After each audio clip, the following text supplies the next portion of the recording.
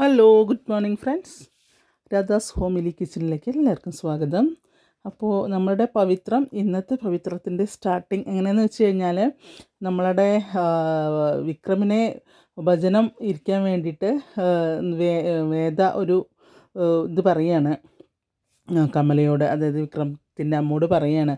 അതിന് എൻ്റെ ഒരു പ്രാർത്ഥനയാണ്, അമ്മ അത് വിക്രമത്തിനോട് എങ്ങനെയെങ്കിലും പറഞ്ഞ് സമ്മതിപ്പിക്കണം എന്നൊക്കെ പറയും. അപ്പോൾ അങ്ങനെ കമല പറയാണ്, നീ ഇത് ചെയ്തേ പറ്റുള്ളൂ, എനിക്ക് അത്രയേ ഉള്ളൂ, നിങ്ങളുടെ നല്ല ദാമ്പത്യത്തിന് നീ ഇത് ചെയ്തേ പറ്റുള്ളൂ എന്ന് പറയും. അപ്പോൾ വിക്രം ആദ്യമൊക്കെ തട്ടി കയറി പറയും, അപ്പോൾ എന്നെക്കൊണ്ട് പറ്റില്ല, അതങ്ങനെ എങ്ങനെയെന്ന് പറയും, നീ ചെയ്യണം, നീ ചെയ്യും, എനിക്ക് വേണ്ടി നീ ഇത് ചെയ്യും, അങ്ങനെ കമല ഉറപ്പ് പറയാണ്. അപ്പോൾ പിന്നെ വിക്രമത്തിനാണെങ്കിൽ അമ്മയെ വിഷമിപ്പിക്കാൻ വയ്യതാനും പറയും, നീയും വേദയും കൂടെ വേണം അവിടെ പോയിരിക്കും. വേദ ഇവളൊന്നും എൻ്റെ കൂടെ വേണ്ട അറിയും.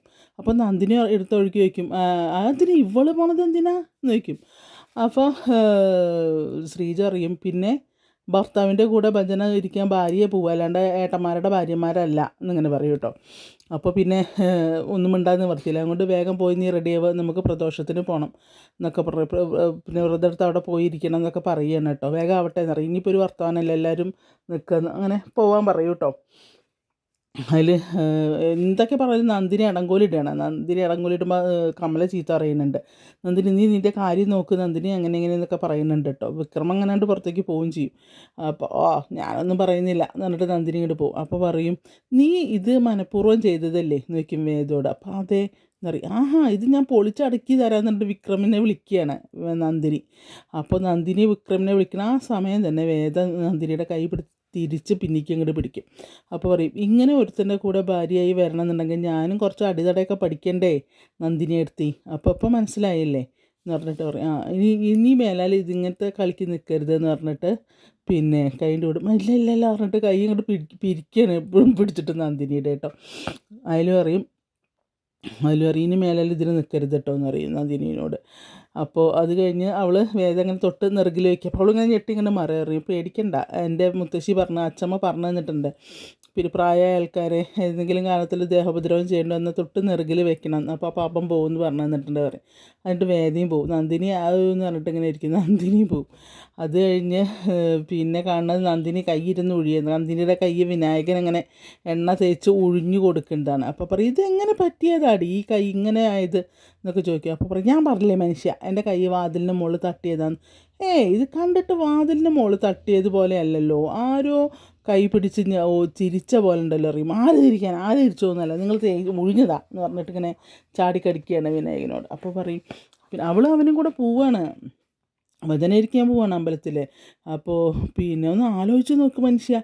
അപ്പോൾ എന്താലോചിക്കാൻ എന്ന് പറയും. അല്ല നിങ്ങളൊന്ന് ആലോചിച്ച് നോക്ക്, അമ്പലം നിറയെ വിളക്കുകൾ കത്തിച്ച് വെച്ചിരിക്കുക, അവർ രണ്ടുപേരും മാത്രം, മകരമാസത്തിലെ തണുപ്പ്, കാറ്റ്, നിങ്ങളൊന്ന് ആലോചിച്ച് നോക്കി, ഒരു പ്രേമം മുട്ടയിടതിലും വലുതായിട്ട് എന്താ വേണ്ടത് എന്ന് പറയുമ്പോൾ വിനായകൻ അങ്ങനെ പറയും, നിന്നെ കൂട്ടി ഒന്ന് ഭജനം മറക്കാൻ തോന്നുന്നു പറയും. അപ്പോൾ മനുഷ്യ അവിടെ നിന്നൊക്കെ പറയാൻ കേട്ടോ. അപ്പോൾ ഇതിങ്ങനെ വിട്ടാൽ പറ്റില്ല, അപ്പോൾ അവരുടെ മനസ്സ് കൂടുതൽ അടുക്കുള്ളൂ ചെയ്യാൻ, നിങ്ങൾക്ക് എന്തെങ്കിലും ചെയ്യാൻ പറ്റുമോ എന്നിങ്ങനെ ചോദിക്കുമ്പോൾ, അതിനിപ്പോൾ ഞാനെന്ത് ചെയ്യാനാ എന്ന് ചോദിക്കും വിനായകൻ കേട്ടോ. അപ്പോൾ പറയും, അല്ലെങ്കിൽ നിങ്ങളെ കൊണ്ടൊന്നിനും കൊള്ളൂല, നമ്മൾ രണ്ടാളെയും ഇതിലാക്കി കൊടുക്കാന്നിട്ട് കാശ് വാങ്ങിയിട്ടില്ലേ എന്നിങ്ങനെ പറയും കേട്ടോ. അപ്പോൾ പിന്നെ വിനായകനൊന്നും പറയില്ല. അത് കഴിഞ്ഞ് അയാൾ വിനായകൻ ചെയ്യുന്നത് എന്താണെന്നറിയാം, അഭിലാഷിനെയും അതിൻ്റെ കൂട്ടരെയും കാണാൻ വേണ്ടി പോവുകയാണ്. ഒരു ഓട്ടോറിക്ഷയിൽ നിന്ന് വെള്ളടിയും പരിപാടിയൊക്കെയാണ്. അതിൽ പറയും, പറയാം, അവനെ ഒന്ന് ഒതുക്കാൻ വേണ്ടുള്ളൂ, എന്നാൽ അടിക്കുക എത്രയേ ഉള്ളൂ, അതിന് കൊട്ടേഷൻ കൊടുക്കാൻ വേണ്ടി വന്നാൽ പറയും, നിങ്ങൾക്ക് എന്തിനാ അവന് കൊട്ടേഷൻ കൊടുത്തിട്ട്, അഭിലാഷ് ചോദിക്കും, നിങ്ങൾക്ക് എന്താ അവന് കൊട്ടേഷൻ കൊടുത്തിട്ടെന്ന് ചോദിക്കും. അപ്പോൾ പറയും, അതൊക്കെ ഉണ്ട് അറിയും, എന്നാൽ പിന്നെ അമ്പലത്തിലിട്ട് അവനെ കൂടെ തീർത്താൽ പോരെ എന്ന് ചോദിക്കും. അയ്യോ അതൊന്നും ചെയ്യാതെ, എൻ്റെ ചോരേനെ അറിയും, എന്നാലും ഞങ്ങളെക്കാട്ടിലും മോശമാണ് ഞങ്ങൾ ഗുണ്ടകളാണ്, അത് ശരി, ഞങ്ങൾ കാശ് ചെയ്യും, പക്ഷെ ഞങ്ങളെക്കാട്ടിലും മോശമാണ് നിങ്ങളുടെ സ്വഭാവം എന്നൊക്കെ ഇങ്ങനെ പറയുക കേട്ടോ. അവസാനം ശരി അഡ്വാൻസ് വെച്ചിട്ട് പോകുമെന്ന് അറിയാം. അപ്പോൾ നിങ്ങൾക്ക് വേണ്ടത് ഞാൻ സമയത്ത് എത്തിച്ചേരാം, അങ്ങനെ ഇങ്ങനെയെന്നൊക്കെ പറഞ്ഞാൽ അങ്ങനെ നമ്മളെ വിക്രമിനെ ഒതുക്കാനുള്ള ഡീൽ ഉറപ്പിക്കുകയാണ് വിനായകൻ. ഈ വിനായകൻ തന്നെയാണ് തോന്നുന്നത് മുന്നേയും അയാളെ സ്റ്റേഷനിൽ കയറ്റിയിരുന്നത്. അപ്പോൾ പറയാം, അവനെ സ്റ്റേഷനിൽ കയറ്റി 4 അടി അടിച്ചാൽ മതി, വേറൊന്നും വേണ്ട എന്നൊക്കെ പറയും. പിന്നെ അതൊന്നുമല്ല, ഒന്ന് അവിടെ ഇരുന്നിട്ടൊന്ന് ആലോചിക്കട്ടെ, അപ്പം നേരാവണോ എന്നുള്ള. അപ്പോൾ ഒന്ന് അങ്ങനെങ്കിലും നേരാവുക വെച്ചാൽ നേരെ ആയിക്കോട്ടെ എന്നും പറഞ്ഞിട്ടാണ്. അതൊന്നല്ല, ശ്രീകാന്തിൻ്റെ കൊട്ടേഷൻ എടുത്തതാണ്. അങ്ങനെ കാശ് കൊടുത്ത് ഡീലൊക്കെ ഉറപ്പിച്ചിട്ട് പോരുക. അപ്പോൾ അവൻ വിനായക അങ്ങോട്ട് പോകുന്ന സമയത്ത് പറയും, കഷ്ടം തന്നെയല്ലേ, എന്തൊക്കെയായാലും ഇങ്ങനത്തെ ഓരോന്നിൻ്റെ ഇത് വാങ്ങേണ്ടി വന്നല്ലോ എന്നൊക്കെ ഇങ്ങനെ അഭിലാഷ് പറയുകയാണ് കേട്ടോ. അത് കഴിഞ്ഞിട്ട് നമ്മളുടെ വിക്രം അങ്ങനെ വിഷമിച്ചിരിക്കുന്നുണ്ടാവും.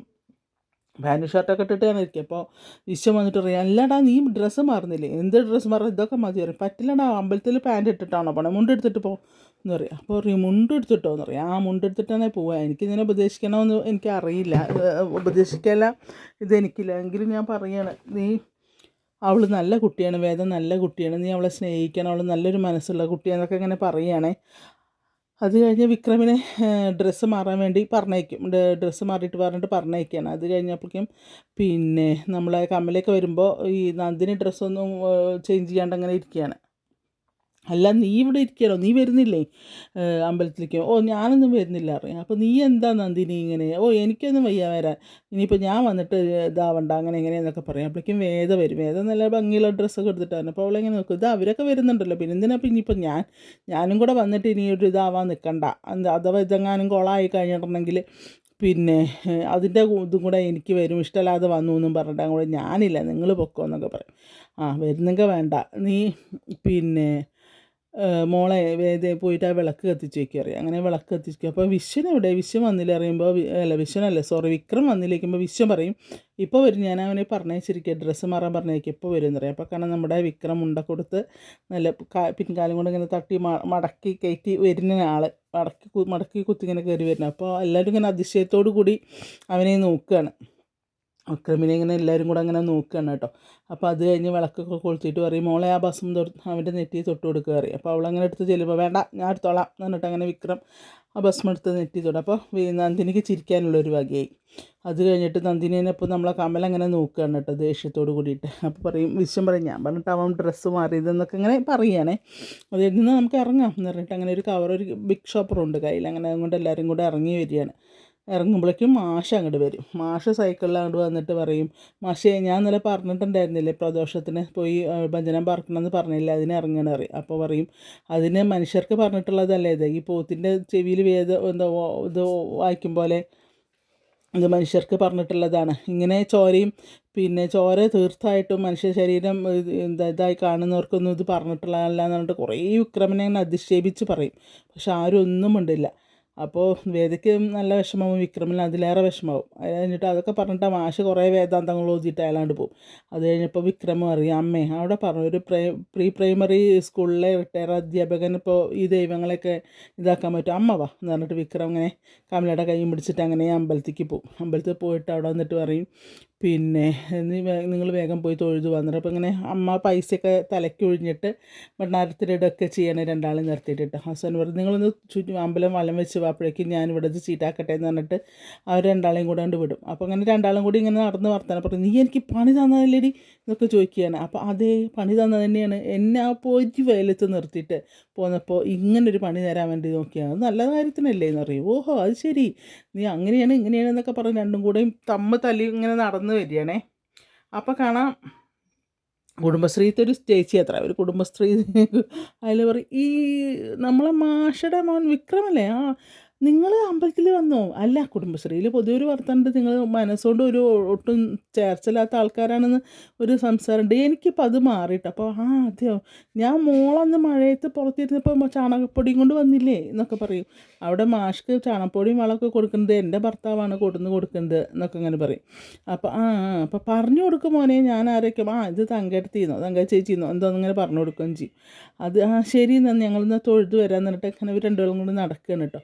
അപ്പോൾ സ്ത്രീ ഇങ്ങനെ പോയിട്ട് തിരിഞ്ഞു നോക്കിയിട്ട് പറയും, ഹേയ് ആ പെണ്ണിൻ്റെ മുഖത്തൊരു തെളിച്ചൊക്കെ, അവൻ്റെ മുഖം പഴയത് മാതിരി തന്നെ, ഇവർ തമ്മിൽ ഒരു ചർച്ചയില്ല, ഇപ്പോഴും സ്വരച്ചാർച്ചെല്ലാം തോന്നുന്നു കണ്ടിട്ട്, എന്തെങ്കിലും ആവട്ടെ എന്ന് പറഞ്ഞിട്ട് അവരങ്ങനെ വിടും.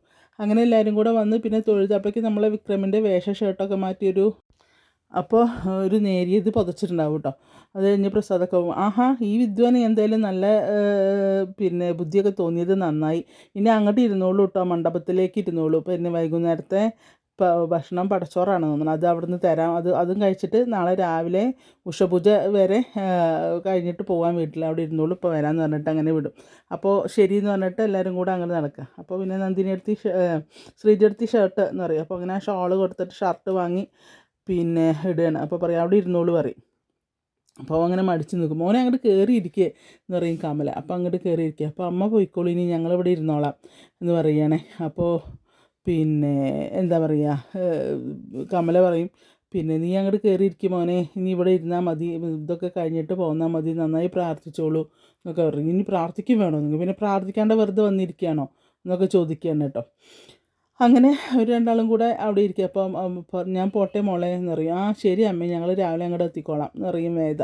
അങ്ങനെ നമ്മളുടെ പിന്നെ ശ്രീജയും എന്താ പറയുക കമലയും കൂടെ തിരിച്ചു പോരുകയാണ് വീട്ടിൽ കേട്ടോ. അപ്പോൾ പിന്നെ രണ്ടാളും കൂടി ഇരുന്ന് ഇങ്ങനെ വർത്തമാനം പറയുകയാണ്. അങ്ങനെ കാരണം വിക്രം വേദോടാണുള്ള ദേഷ്യം മുഴുവനെ തീർക്കുന്നത്. കാരണം അവൾ കാരണമാണ് ഇതൊക്കെ ചെയ്യണം. അതിൻ്റെ ഇടയ്ക്ക് ഒരു സ്ത്രീ വന്നിട്ട് പറയും പിന്നെ എന്താണ് എന്തോ ഇവരെ പറ്റി വിക്രമിനെ പറ്റി പറയുന്നതാണ്.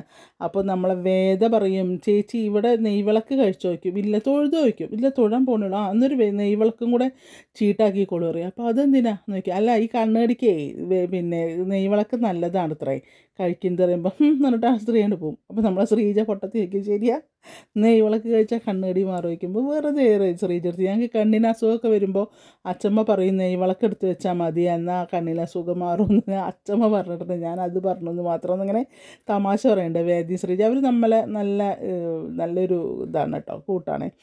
അപ്പോൾ അത് കഴിഞ്ഞിട്ട് പിന്നെ അവർ പറയുന്നത് ഞങ്ങൾ പോവാം, നിങ്ങൾ കയറിയിരിക്കുക എന്നൊക്കെ പറഞ്ഞിട്ട് പോവാം. അപ്പോൾ പറയാം ശരി എന്ന് പറയും. അപ്പോൾ പറയും പ്രാർത്ഥിക്കടോ മനുഷ്യ എന്നൊക്കെ ഇങ്ങനെ ഇവളിങ്ങനെ ഒരു പ്രത്യേക സ്റ്റൈലൊക്കെ ഇങ്ങനെ പറയുകയാണ്. പിന്നെ അവരുടെ അത് കഴിഞ്ഞിട്ട് ഇനി ഇത് കഴിഞ്ഞിട്ട് നമുക്ക് പഴനിക്ക് പോകണം. പഴനിക്കോ നോക്കിയപ്പോൾ വിക്രം ഞാൻ പ്രാർത്ഥിച്ചിട്ടുണ്ട്, പഴനിക്ക് പോകണം. പഴനി പോയി അവിടെ കൊണ്ടുപോയി തല മൊട്ടടിച്ച് ശൂലം കയറ്റും ഞാൻ, ഇവിടെ കവിളിൽ കൂടെ ശൂലം കുത്തി ഇറക്കും ഞാൻ എന്നൊക്കെ ഇങ്ങനെ പറഞ്ഞ് ഇവനെ ഇതാക്കാനുണ്ട്. പിന്നെ അവരുടെ മാത്രമുള്ളൊരു അപ്പോൾ അവൾ ഇങ്ങനെ ഓർക്കുന്നതാണ് പാവം വേദ ഓർക്കുന്നതാണ് ഇങ്ങനെ സന്തോഷകരമായിട്ടുള്ള അവരുടെ ആ നിമിഷങ്ങൾ, പാട്ടും ഇതൊക്കെ ആയിട്ട് ഇങ്ങനെ നല്ല രസമുണ്ട് കേട്ടോ. അത് ഒരു അമ്പലത്തിൻ്റെ ഒരു ഇതും നല്ല ഭംഗിയായിട്ട് എന്തായാലും പവിത്രം നല്ലൊരു സീരിയലാണ്.